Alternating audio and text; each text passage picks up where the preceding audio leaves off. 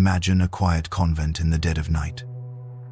A nun, deep in prayer, suddenly feels a presence so overwhelming, so sorrowful, it chills her to the bone. Then, a voice. Not from this world. It says, "Do not be afraid. I am not a demon. I am a soul from the second purgatory for the next 15 years. This would be her reality. A conversation with the dead that would change everything we thought we knew about the afterlife. Her name was Sister M. de L. C. She lived a life of quiet devotion in a French convent during the late 1800s. Her days were marked by the ringing of bells, the rhythm of prayer, and the simple, repetitive tasks of religious life. There was nothing to suggest she was destined for anything extraordinary. She was pious, yes, but so were all her sisters. She sought no visions, asked for no signs. Her world was small, ordered, and safe. But the veil between worlds is thinner than we think. And in November of 1873, something tore through it, right into her cell. It began as a sigh, a long, mournful sound that seemed to come from everywhere and nowhere at once. Sister M. I tried to dismiss it, a trick of the wind, perhaps. But the sigh returned, night after night, growing closer, more defined. Then, one evening, the form appeared. It wasn't a terrifying apparition, not at first. It was a shape in the shadows, a figure of suffering that seemed to lament without a voice. She tried to pray it away, using holy water, calling on the saints, but it remained. Finally, summoning every ounce of courage, she spoke to it. "Who are you?" The voice that answered wasn't a sound in the air, but a thought impressed directly into her mind, clear and unmistakable. The soul identified herself as a former member of the very same convent. Let's call her Sister P. Z, as she's referred to in the manuscript. She had died years earlier. Sister M remembered her, but not well. P. Z explained that she was in purgatory, not for great and scandalous sins, but for a collection of smaller failings that many of us would dismiss. She spoke of a certain religious pride, a touch of vanity in her duties, a lack of charity in her thoughts towards other sisters, and a lukewarmness in her love for God. These weren't the sins of a monster. They were the sins of an ordinary person. And that was the first terrifying lesson, that even small, unrepented attachments to this world demand a painful purification. Sister P. Z then revealed something startling. She explained that there are different levels of purgatory. The lowest, or the Great Purgatory, is for souls who have died with serious, but forgiven, sins on their conscience, or who have neglected their faith for long periods. The suffering there is immense. But she was in what she called the second purgatory, or the antechamber. This place was for souls who, like her, had lived generally good lives but were held back by attachments, imperfections, and a lack of ardent love. The pains were still real, but the primary suffering was different. It wasn't just about punishment. It was about preparation. It was a final, intense waiting room before meeting a perfectly holy God. Sister M asked what the worst suffering was. Was it the fire she had heard about? The soul's answer was immediate and absolute. No, the greatest pain, a torment that dwarfed all others, was the absence of God.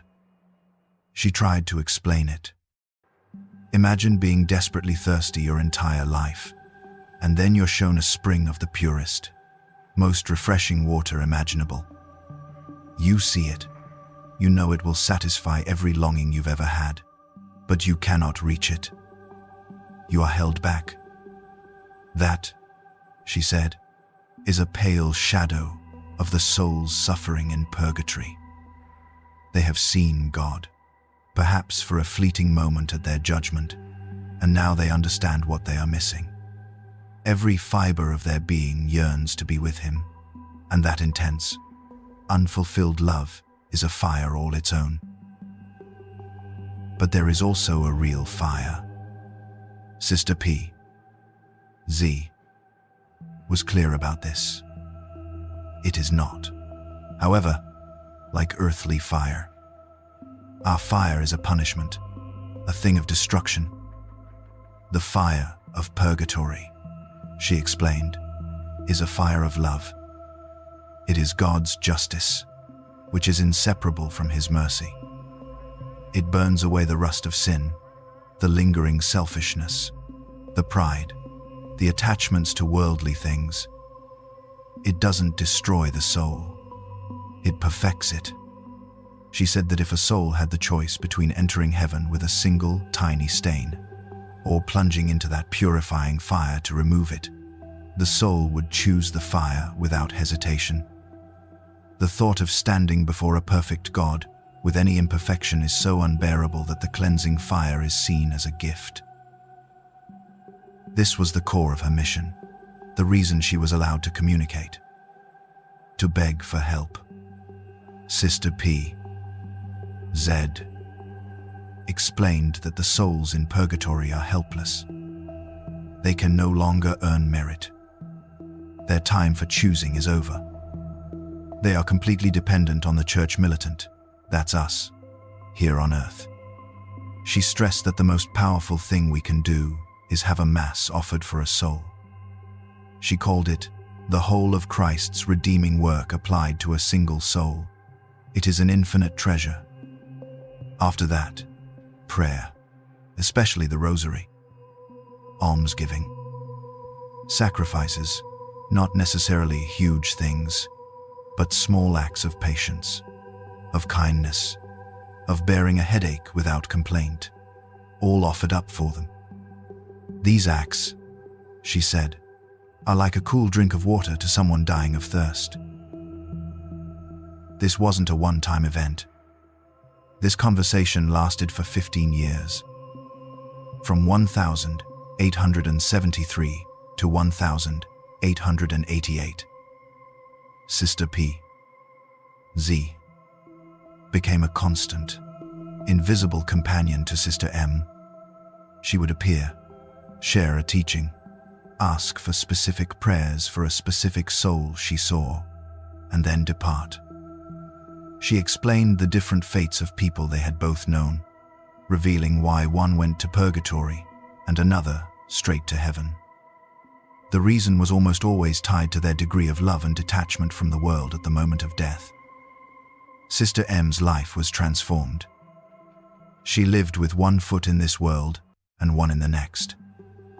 The experience was a heavy cross, but it also filled her with a profound understanding of the spiritual reality that surrounds us. As the years passed, Sister P. Z's time of purification was drawing to a close. Before she left, she gave Sister M a final, urgent warning for the world. She lamented how few people think about the afterlife, how people live as if this world is all there is, completely absorbed in their careers, their possessions, their fleeting pleasures. She warned that God is not to be trifled with. Every idle word, every uncharitable thought, every moment of pride will be accounted for. She wasn't trying to scare people with the fire of hell, but to awaken them to the reality of purgatory. To make them understand that how we live times right now, times has eternal consequences, and that a life of lukewarm faith will lead to a painful, though temporary, separation from God. And then, one day in 1888, it happened. Sister P. Z appeared, but she was different. The suffering was gone. The sorrow was replaced with an ecstasy that was almost impossible to look at. She was beautiful, radiant. She didn't come to teach or to ask for prayer. She came to say thank you and to say goodbye. She told Sister M that her purification was complete and she was now going to be with God forever. Sister M witnessed the moment of her liberation, the instant a soul, finally perfected, enters into the glory of heaven. She described a feeling of indescribable peace and joy that filled her cell. And then, silence. A profound silence. The 15-year conversation was over. Sister M, under the direction of her spiritual guide, wrote everything down. Every conversation, every warning, every lesson. The result was a manuscript, published anonymously, that gives us one of the most detailed and sobering glimpses into the reality of purgatory ever recorded. It's a reminder that our actions echo in eternity. That love is the measure by which we will be judged, and that the souls of the dead are not gone. They are waiting, and they are counting on us. What we do for them, and for our own souls, matters more than we can possibly imagine.